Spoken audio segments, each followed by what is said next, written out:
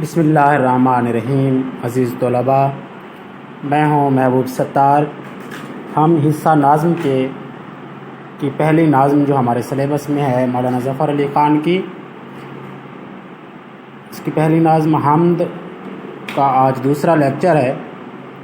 پہلے لیکچر میں ہم نے 2 اشعار کی تشریح کے حوالے سے بات کی تھی، بلکہ تشریح کی کوشش کی تھی۔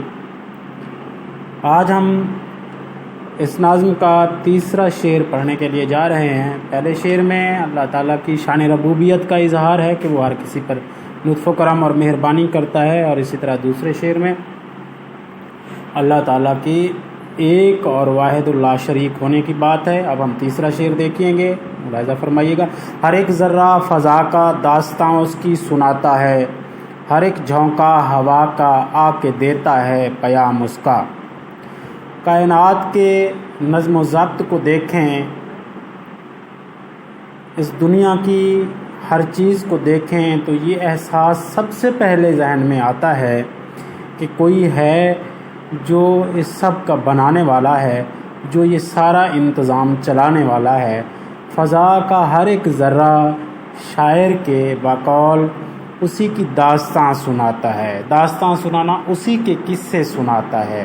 اسی کی نشاندہی کرتا ہے، اسی کے بارے میں بتاتا ہے کہ کوئی ہے جس نے اس خوبصورت فضا کو ترتیب دیا ہے، اس خوبصورت دنیا کو بنایا ہے۔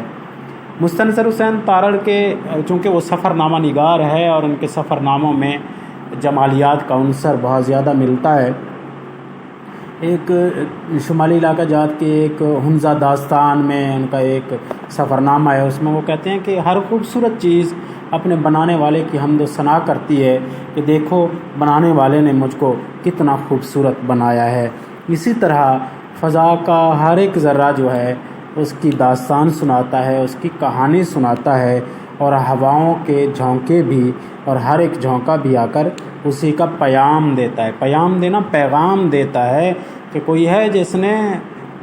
مجھے حکم دیا اور میں چل رہی ہوں۔ یہ ہواؤں کا چلنا، یہ بند ہونا، یہ ان کی ترتیب و تنظیم، یہ سب کچھ اللہ تعالیٰ کی مرضی سے ہوتا ہے، اور اللہ کون کہتا ہے اور فیکون ہوتا ہے۔ اس کی اجازت کے بغیر پتا بھی نہیں ہل سکتا۔ کائنات کی ترتیب تنظیم یہ بتا رہی ہے کہ آخر کوئی ہے جس نے اس خوبصورت کائنات کو بنایا ہے۔ اس طرح تھرڈ ایئر کی ایک فارسی کی کتاب میں ایک حکایت ہے، اسی موضوع پر ہے، جو یہ موضوع ہے کہ ہر ایک چیز میں اللہ تعالیٰ کی وحدۃ لا شریک ہونے کی داستان ہے، اور اس کے ایک بہت بڑے منتظم ہونے کی داستان ہے۔ تو اس میں وہ بتایا جاتا ہے کہ جی ایک بادشاہ تھا، اور وہ بادشاہ دہریہ تھا، یعنی وہ کسی خدا کو نہیں مانتا تھا، جبکہ اس کا وزیر جو ہے وہ توحیدیہ تھا، یعنی خدا پرست تھا اور اللہ کو ایک ماننے والا تھا۔ تو وزیر ہر سال جو ہے وہ بادشاہ کی دعوت کیا کرتا تھا، اسے کھانا کھلایا کرتا تھا۔ بادشاہ اکثر کہا کرتا تھا کہ جی کوئی خدا نہیں ہے، کہاں ہے خدا، کس طرح خدا ہے۔ تو وہ وزیر نے اسے دعوت دی اور کہا کہ آپ کی اس سال میں دعوت ایسی جگہ پر کر رہا ہوں جو صحرا ہے،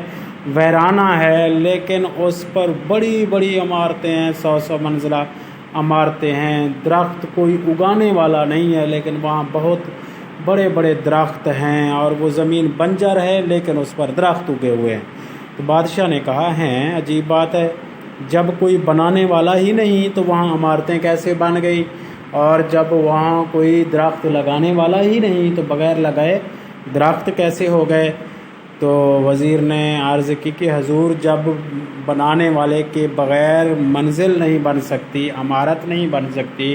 اور درخت لگانے والے کے بغیر ایک شوریدہ زمین میں، ایک شور زدہ زمین میں، ایک بنجر اور ویران زمین میں درخت نہیں لگ سکتے، اتنی بڑی کائنات جو ہے وہ خود بخود کیسے بن سکتی ہے جب کہ اس کا کوئی بنانے والا نہ ہو۔ یہ بات وزیر کی بادشاہ کے دل کو لگی، اور اس نے کلمہ پڑھ لیا اور وہ مسلمان ہو گیا۔ تو اسی طرح جب ہم غور کرتے ہیں اس کائنات کے نظام پر تو ہم دیکھتے ہیں کہ ہر ایک چیز میں اسی کی شان ہمیں دکھائی دیتی ہے۔ بشیر بدر کا بڑا خوبصورت شعر ہے، خدا ایسے احساس کا نام ہے، رہے سامنے اور دکھائی نہ دے۔ ان کی غزل ہے کہ خدا ہم کو ایسی خدائی نہ دے کہ اپنے سوا کچھ دکھائی نہ دے، خدا ایسے احساس کا نام ہے، رہے سامنے اور دکھائی نہ دے۔ شیخ ظہور الدین حاتم کا بھی مجھے اس حوالے سے ایک شعر یاد آ رہا ہے، بڑا خوبصورت شعر ہے اسی موضوع پر۔ گلشن دہر میں 100 رنگ ہیں حاتم اس کے، وہ کہیں گل ہے کہیں بو ہے کہیں بوٹا ہے، تو اسی کے رنگ ہیں اور اسی کے رنگ سے یہ کائنات منظم ہے۔ عزیز تمنائی کا بھی اسی حوالے کا ایک خوبصورت شعر ہے، دہر میں ایک تیرے سوا کیا ہے، تو نہیں ہے تو پھر بھلا کیا ہے، کہ اگر تو نہیں ہے تو پھر تیرے سوا اور کون کیا ہے۔ تو جس چیز پر بھی ہم غور کر لیں، جس حوالے سے بھی ہم دیکھ لیں تو ہم لاجواب ہو جائیں گے، اور ہمیں اس احساس کو ماننا پڑے گا اور اس نقطے کو ماننا پڑے گا کہ واقعی کوئی خدا ہے جس نے اس ترتیب سے ساری فضاؤں کو ترتیب دیا ہے اور جس کے حکم سے ہوائیں چلتی ہیں، دیکھنے والوں کو ہر چیز نظر آتی ہے۔ ہاں جن کے دل پر اللہ نے مہریں لگا دی ہیں تو وہ ان کے بارے میں ہے کہ صم بکم عمی فاہم لا یرجعون، اللہ نے ان کو گونگا بہرا کر دیا ہے، تو آپ ان کا کیا علاج ہے؟ قرآن میں ہے کہ ایسے لوگوں کو چاہے جو کچھ مرضی ہو جائے، خدا خود سامنے آ جائے، پھر بھی وہ ماننے والے نہیں ہیں، ان کے دل سیاہ کر دیے گئے۔ لیکن اگر کوئی نارمل آدمی دیکھے، خواہ وہ کسی بھی مذہب کا ہو، تو اگر انصاف سے کام لے تو اس کو یہ احساس ہوگا کہ واقعی اس کائنات کے ذرے ذرے میں خدا کی شان دکھائی دیتی ہے۔ سراپا معصیت میں ہوں، سراپا مغفرت وہ ہے، خطا پوشی روش میری، خطا پوشی ہے کام اس کا۔ سراپا معصیت یعنی گناہوں میں ڈوبا ہوا، سراپا کہتے ہیں سر سے پاؤں تک مکمل پورا جسم پورا انسان، معصیت کہتے ہیں گناہوں کو، گناہ گاری،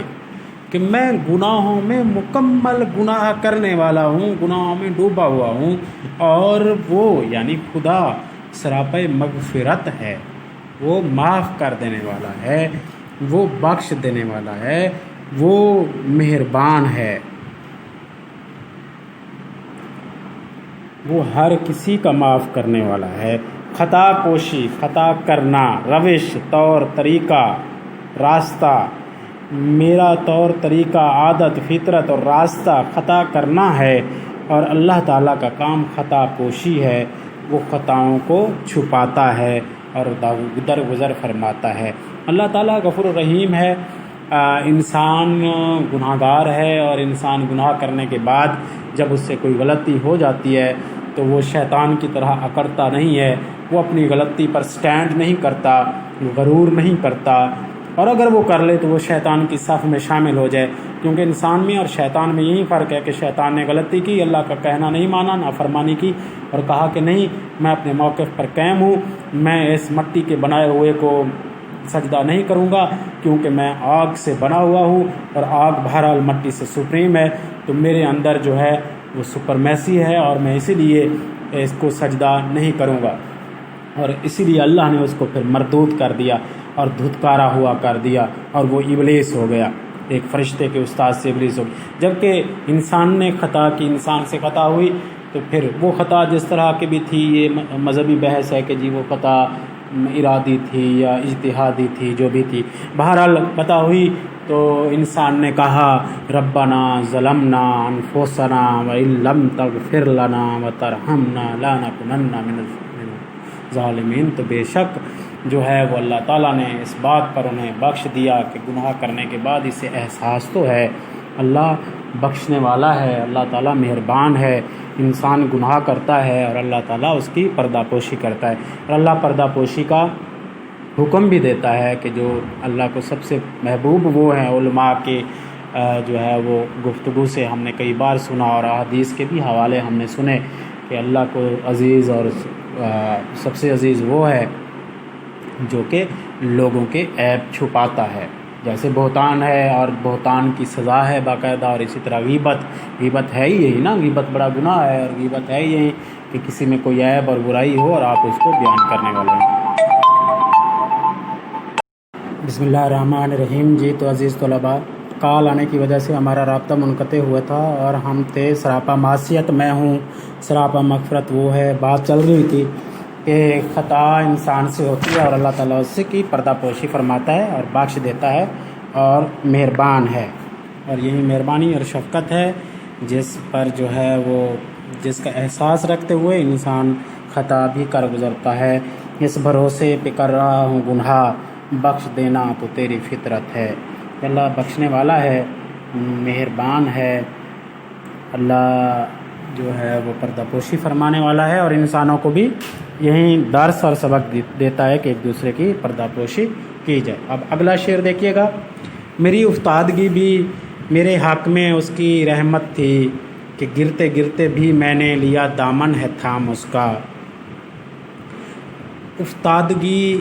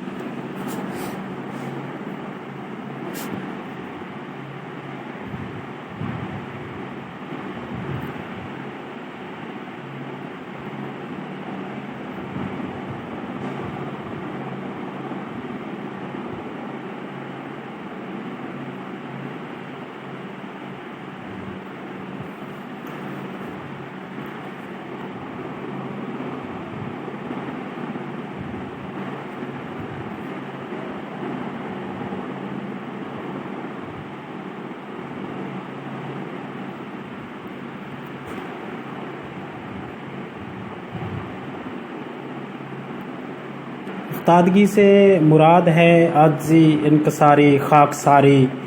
کہ عاجز ہو، مسکین ہو اور عاجزی اختیار کرنے والا ہو، تو یہ افتادگی ہے۔ عاجزی اور انکساری کو افتادگی کہتے ہیں۔ تو شاعر کہتا ہے کہ میری جو افتادگی ہے یعنی عاجزی اور انکساری تھی، میرے حق میں اللہ تعالیٰ کی رحمت تھی کہ میں گر رہا تھا، گناہوں میں ڈوب رہا تھا، اور گرتے گرتے میں نے دامن تھام لیا اس کا، یعنی اللہ کا دامن تھام لیا، کہ میں گناہوں کی دلدل میں گرتا جا رہا تھا۔ یہ استعارہ ہے، دیکھیں منظر بنایا انہوں نے، جیسے کوئی چھوٹا بچہ جب وہ گرتا ہے تو وہ اپنے ساتھ بزرگ کا یا بڑے کا دامن تھام لیتا ہے اور سنبھل جاتا ہے، اور پھر سے وہ چلنا شروع کر دیتا ہے۔ تو اسی طرح یہ کہتا ہے کہ میری جو عاجزی اور انکساری تھی، یہ بھی میرے حق میں اللہ تعالیٰ کی رحمت تھی کہ میں نے گرتے گرتے اس کا دامن تھام لیا۔ اب وہی بات کہ انسان کی عاجزی اور انکساری اسے بچا لیتی ہے، اس کو خسارے سے بچا لیتی ہے، اور یہی چیز اللہ کو سب سے زیادہ پسند ہے، انسان کا عاجز اور مسکین ہونا۔ نبی کریم صلی اللہ علیہ وآلہ وسلم نے فرمایا الفقر فخری، کہ مجھے فقیری پر فخر ہے، اور فقیری کی ابتدا بھی عاجزی سے ہوتی ہے، انکساری سے ہوتا ہے۔ بندہ جو فقیر ہے وہ اپنے آپ کے سب سے پہلے اپنا نفس امارہ کو مارتا ہے، اور پھر اس کے بعد نفس لوامہ کے ساتھ جہاد کرتا ہے، پھر اس کے بعد جو سٹیج آتی ہے وہ نفس ملہمہ کی ہے، اس پر الہامی کیفیت طاری ہو جاتی ہے، لیکن وہ اس وقت ہوتی ہے جب انسان نفس امارہ سے اور نفس لوامہ سے لڑ کر اس پر فتح حاصل کر لیتا ہے۔ یہ نفس اکساتے ہیں، یعنی غرور پر اکساتے ہیں انسان کو، کہ میں یہ ہوں جی، میں وہ ہوں جی، گناہ کر کے اکڑ جانا، ظلم و ستم کر کے اس پر فخر کرنا،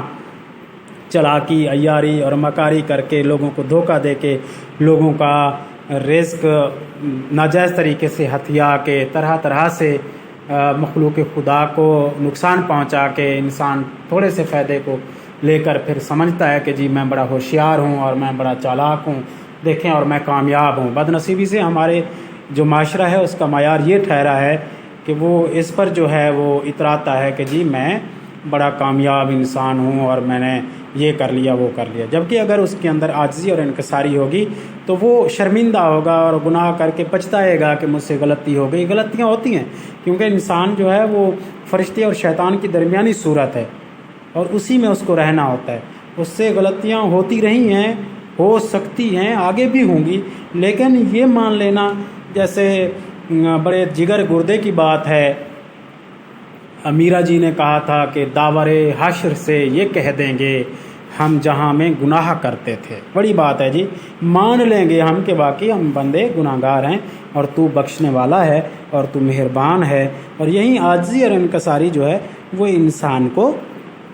بچا لیتی ہے، اور یہ رحمت بن جاتی ہے اللہ تعالیٰ کی۔ مضطر خیر آبادی کا اسی حوالے کا بڑا خوبصورت شعر ہے. میرے گناہ زیادہ ہیں یا تیری رحمت، میرے گناہ زیادہ ہیں یا تیری رحمت، کریم تو ہی بتا دے حساب کر کے مجھے. کہ یقیناً اس کی رحمت جو ہے وہ بے پناہ ہے اور بے تحاشا ہے اور اس کا جواب نہیں. اور یہیں عاجزی اور انکساری جو ہے جب وہ انسان کو جھکا دیتی ہے اللہ کے حضور اور وہ شرمندہ ہو کر اللہ سے رجوع کر لیتا ہے، توبہ کر لیتا ہے، استغفار کر لیتا ہے، تو بے شک اللہ تعالیٰ بخشنے والا اور مہربان ہے. قرآن پاک کا مطالعہ کریں تو جگہ جگہ جو ہے وہ قرآن کی انسان کی خطاؤں کے ذکر کے بعد یہی ہے کہ اور توبہ کرنے والوں کو اللہ تعالیٰ بخش دیتا ہے اور اللہ تعالیٰ بہت مہربان ہے. اللہ نے جہاں بڑی بڑی قوموں کا ذکر کیا تو اس میں یہ بھی کہا کہ جی وہ لوگ ہیں جنہوں نے حد سے تجاوز کیا اور اللہ نے اور غرور کیا اور تکبر کیا تو اللہ نے ان کو برباد کر کے رکھ دیا، ہاں سوائے ان کے جو کہ عاجزی اختیار کرنے والے تھے اور اللہ کے ہاں پناہ لینے والے تھے. اسی لیے یہ بڑی بات ہے، ہمیں اس پر غور کرنا چاہیے. اچھا دیکھیں، گناہ گار رہنے اور سمجھنے میں بڑا فائدہ ہے کہ جب ہم آج کل معاشرے میں دیکھیں ہمارے بہت سارے لوگ جو ہیں وہ اس طرز پر چل رہے ہیں کہ اگر 4-5 نمازیں پڑھ لیں گے تو مخلوق خدا کو برا بھلا کہیں گے یہ ہم بڑے نیک ہیں جی، وہ بڑا فارغ ہے جی، وہ یوں ہے جی، وہ یوں ہے، وہ یوں ہے. یہ تو خدا کو پتہ ہے نا. ایک شاعر نے اسی کیفیت پر کہا تھا کہ خدا ہیں لوگ گناہ و ثواب دیکھتے ہیں، سو ہم تو روز ہی روزے حساب دیکھتے ہیں. تو یہ خدا کی طرح خدا کی صفت ہے نا، اس نے حساب لینا ہے، اس نے دیکھنا ہے کہ کس کو بخشنا ہے، کس کو پکڑنا ہے، کس کی کیا خوبی اسے پسند ہے اور اس کی کیا خامی اسے پسند ہے. شیطان سب سے زیادہ عبادت کرنے والا تھا لیکن اس میں عاجزی اور انکساری نہیں تھی جس کی وجہ سے وہ برباد ہو گیا. اس طرح اگر کوئی بہت ہی گناہ گار ہو، دنیاوی لحاظ سے ہمیں یہ نظر آ رہا ہو یہ بہت برا ہے، اگر اس میں اندر عاجزی اور انکساری ہے، ایک طرف ایک آدمی ایسا ہو جو کہ عبادات میں بہت زیادہ اپنے آپ کو محو رکھنے والا ہو لیکن اس کے اندر غرور ہو تو وہ تباہ ہو جانے والا ہے، ہلاک ہو جانے والا ہے. اور ایک آدمی ایسا ہے کہ جو بہت گناہ گار ہے لیکن وہ گناہ گار ہونے پر شرمندہ بھی ہے، عاجزی بھی ہے، انکساری بھی ہے، مخلوق خدا کا بیڑا غرق نہیں کرتا، برا بھلا کہہ کے لوگوں کی زندگیوں کو خراب نہیں کرتا. لوگوں کو اچھائیوں کی تلقین اس طرح سے کی جا سکتی ہے کہ ان کی اچھائیاں جو 1-2 سازر ہے، کوئی انسان شیطان نہیں ہوتا، اس میں کم از کم 1-2 اچھائیاں ضرور ہوں گی تو ان 1-2 اچھائیوں کو اپریشیٹ کر کے اس کی اچھائیوں کو فروغ دیا جا سکتا ہے. جبکہ ہم ایک برائی کے پیچھے لگ کے برا کہہ کے اچھے بھلے انسان کو برا بنا دیتے ہیں. تو یہ عاجزی اور انکساری بڑی خوبی ہے کسی بھی شخص کی، کسی بھی انسان کی. ہمیں خود اس پر غور کرنا چاہیے کہ کیا ہمارے اندر اس طرح کی خوبی موجود ہے یا ہمارے اندر ایسے جراثیم ہیں کہ ہم 4 پیسے آ گئے تو ہم یہ سمجھیں کہ واہ جی ہم تو بڑے سپریم ہو گئے اور باقی سارے خراب ہو گئے. یا ہم جو ہے عبادات میں کچھ عبادات کر لیں، چاند عبادات، اور پھر ہم یہ سمجھنے لگیں واہ جی واہ ہم تو بڑے نیک ہو گئے اور باقی لوگ سارے کافر اور گناہ گار ہیں اور سارے جہنم میں جانے والے ہیں. جنت اور جہنم کا فیصلہ اللہ پر چھوڑیں، انسانوں کو جینے کا حق دیں، انسانوں کے اندر جو خوبیاں ہیں ان کو اجاگر کریں، خامیوں کو چھپائیں، عاجزی کا اظہار کریں، انکساری کا اظہار کریں. سب کچھ ہونے کے باوجود بھی جب ہم کہیں گے ہم کچھ بھی نہیں ہیں اور ہم خاک بھی نہیں ہیں تو یہ یقیناً جو ہے ہمارے درجات بلند ہوں گے. تو اللہ تعالیٰ کو سب سے زیادہ یہی خوبی پسند ہے اور یقیناً وہ ایسے انسانوں کو سنبھلنے کا موقع ضرور دیتا ہے. اگلا شعر دیکھیے گا. ہوئی ختم اس کی حجت اس زمین کے بسنے والوں پر کہ پہنچایا ہے ان سب تک محمد نے کلام اس کا. یہ اس شعر کو میں صنعت تلمیح کہتا ہوں کہ اس میں تلمیح کا استعمال ہے. یہ اس آیت کی طرف اشارہ ہے، الیوم اکملتکم دینکم واتممت علیکم نعمتی ورضیت لکم اسلام دینا. کہ اللہ نے آخری جو قرآن کی آیت یہیں اتری خم غدیر کے مقام پر نبی کریم صلی اللہ علیہ وآلہ وسلم کا آخری خطبہ مبارک جس میں آپ نے فرمایا یہ آیت اتری تھی کہ آج ہم نے آپ کے دین کو مکمل کر دیا اور ہم آپ کے دین سے راضی ہو گئے ہیں اور ہم نے آپ پر اپنی نعمتیں تمام کر دی ہیں. یہ اس آیت کی طرف اشارہ ہے کہ ہوئی ختم اس کی حجت اس زمین کے بسنے والوں پر. اس زمین کے جو بسنے والے ہیں اللہ کی حجت تمام ہو گئی، اللہ کی دلیل پوری ہو گئی. دیکھیں یہ وہ دین ہے جس کا آغاز حضرت آدم علیہ السلام سے ہوا تھا اور 1,24,000 انبیاء کا سلسلہ چلتا رہا اور خاتم النبیین حضرت محمد مصطفیٰ صلی اللہ علیہ وآلہ وسلم کے ہاتھوں اس دین کی تکمیل ہوئی اور اللہ کے اس حجت کو آپ نے پورا کر دیا اور آپ نے ٹھیک ٹھیک دین انسانوں تک پہنچا دیا۔ اللہ بھی خوش ہو گیا اور کہا کہ تمہارا دین مکمل ہو گیا۔ اور یہ وہ پیغام ہے کہ اللہ کے کلام کو نبی کریم صلی اللہ علیہ وآلہ وسلم نے پورا اور ٹھیک ٹھیک لوگوں تک پہنچا دیا۔ یہ نبی کریم صلی اللہ علیہ وآلہ وسلم کی شان نبوت ہے کہ آپ نے 23 سال کے مختصر سے عرصے میں اللہ تعالیٰ کی حجت کو، دلیل کو مکمل کر دیا اور نافذ کر دیا اور یہ دین بالکل مکمل ہو گیا۔ اس لیے اور یہ کام کیا محمد رسول اللہ صلی اللہ علیہ وآلہ وسلم نے، اور آپ ہی سے اللہ کی حجت تمام ہوئی اور اللہ آپ سے راضی ہو گیا اور ہمارے دین کو بھی مکمل کر دیا۔ اگلا شعر آخری دیکھیے گا، بجھاتے ہی رہے پھونکوں سے کافر اس کو رہ کر، مگر نور اپنی ساتھ پر رہا ہو کر تمام اس کا۔ یہ شعر بھی تلمیح ہے، یہ قرآن پاک کی اس آیت کی طرف اشارہ ہے، سورہ نور کی آیت ہے کہ اور یہ کافر چاہتے ہیں کہ اللہ کے نور کو بجھا دیں اپنی پھونکوں سے، جبکہ اللہ ہی اس نور کی حفاظت کرنے والا ہے۔ فانوس بن کر جس کی حفاظت خدا کرے، وہ شمع کیا بجھے جسے روشن خدا کرے۔ ایک شاعر نے اسی کیفیت پر اس مضمون کو باندھا تھا۔ تو کافر جو ہے اللہ کے نور کو بجھاتے رہے پھونکوں سے، جبکہ یہ نور مکمل ساتھ پر، اپنی گھڑی پر، اپنے وقت پر یہ نور مکمل ہو گیا۔ اچھا، اس کو ہم نور کو ہم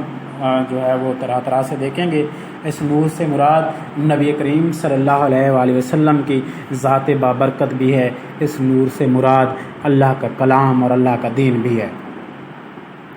کہ جب نبی کریم صلی اللہ علیہ وآلہ وسلم نے نبوت کا اعلان فرمایا تو اس طرح سے آپ نے چیلنج کر دیا اس وقت کے جتنے مذہبی تصورات سے تھے یا سیاسی تصورات تھے یا معاشرتی تصورات تھے یا معاشی تصورات تھے، جتنے بھی معاشرے میں مروج تصورات تھے، نبی کریم صلی اللہ علیہ وآلہ وسلم نے ان کو ڈائریکٹ چیلنج کر دیا اور کہا کہ یہ سب جو ہے خسارہ ہے اور میں تمہیں اللہ کی طرف بلاتا ہوں۔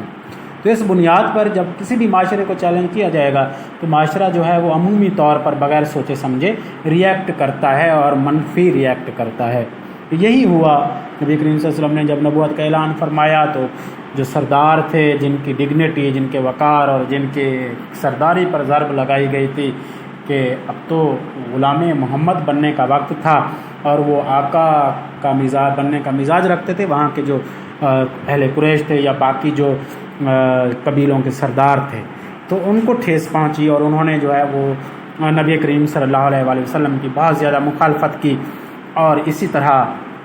دین کی بھی بہت مخالفت کی، حتیٰ کہ وہ لوگ آخر جد و جہد کرتے رہے، کوشش کرتے رہے، نبی کریم صلی اللہ علیہ وآلہ وسلم کو شہید کرنے کی سازشیں کرتے رہے۔ ایک دفعہ وہ ننگی تلواریں لے کر آ گئے۔ وہ بڑا مشہور واقعہ ہے کہ اللہ تعالیٰ نے جب آپ کو ہجرت کا حکم فرمایا اور حضرت علی آپ کے بستر مبارک پر تھے تو نبی کریم صلی اللہ علیہ وآلہ وسلم کو کفار مکہ سارے مل کر جو ہے وہ آپ کی شہادت کے درپے تھے، آپ کو اپنے راستے سے ہٹانا چاہتے تھے، لیکن جو ہے وہ کوئی بھی طاقت نبی کریم صلی اللہ علیہ وآلہ وسلم کو اپنے راستے سے نہ ہٹا سکی، کیونکہ نبی کریم صلی اللہ علیہ وآلہ وسلم فرمایا کرتے تھے کہ میرے لیے اللہ ہی کافی ہے اور اللہ ہی میرا مددگار ہے اور اللہ ہی میرا ہمدرد ہے اور اللہ ہی میرا ساتھی ہے، وہی ہر حوالے سے میرا ساتھ دینے والا ہے۔ تو اللہ نے ہمیشہ اپنے محبوب کریم صلی اللہ علیہ وآلہ وسلم کا ساتھ دیا اور آپ کا نور مبارک جو ہے وہ مکمل ہو گیا۔ اللہ نے آپ کے دین کو مکمل کر دیا، آپ سے راضی ہوا، تو پھر جو ہے وہ آپ سے ملاقات کا جو ہے وہ ارادہ فرمایا اور آپ کو اپنے پاس بلا لیا، لیکن کفار کی ساری چالیں ناکام ہو گئیں۔ تو یہ اس کی طرف اشارہ ہے یہ جو شعر ہے۔ اسی طرح اب دین کے حوالے سے بھی لوگ کہنے لگے، وہ آ گئے، اچھا جی چلیں ٹھیک ہے، ایک دن آپ جو ہے وہ ہماری جو ہے وہ آپ ہمارے بتوں کی پوجا کر لیا کریں، ایک دن ہم آپ کے خدا کی پوجا کر دیا کریں گے۔ تو اللہ تعالیٰ نے سورہ اتاری، سورہ کافرون، یا ایھا الذین مجھے بھول رہی ہے، وہ اب ذہن سے نکل رہی ہے، جس میں اور تمہارے لیے لکم دینکم ولی دین قل یا ایھا الکافرون لا اعبد ما تعبدون ولا انتم عابدون ما اعبد ولا انا عابد ما عبدتم ولا انتم عابدون ما اعبد لکم دینکم ولی دین، اور تمہارے لیے تمہارا دین ہے اور ہمارے لیے ہمارا دین ہے. کہ تم یعنی یہ اعلان کر دیا کہ تمہارا نظریہ اور ہے اور ہمارا نظریہ اور ہے. ہم توحید پرست ہیں جبکہ تم جو ہے وہ بت پرست ہو. تم اپنے بتوں کی پوجا کرو اور ہم اپنے خدا کی پوجا کریں گے. دین پر کوئی سمجھوتا نہیں ہو سکتا. تو اسی طرح جو ہے دین بھی اپنے ساعت پر اپنی گھڑی پر مکمل ہو گیا. یہ پچھلا جو لیکچر ہمارا تھا اسی کا تسلسل تھا. آپ اس کے 2 حصے کر کے اس کو سمجھ سکتے ہیں. وما علینا الا البلاغ.